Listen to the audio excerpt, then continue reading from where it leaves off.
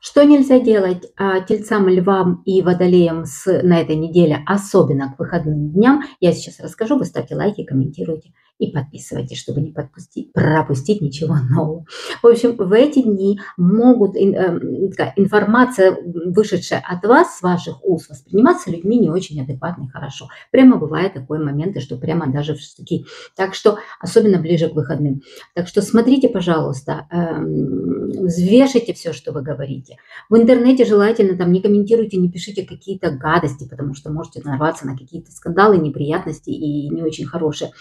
Работа, у кого связана с информацией, будьте аккуратны с тем, что вы выдаете, какую информацию. Тут, знаете, очень важное слово есть, как бы молчание золото, и взвешивайте каждое ваше слово, потому что любое слово, сказанное вами, может восприниматься очень-очень болезненно, неадекватно, и вам как бы не в очень хорошую сторону для вас. Будьте аккуратны.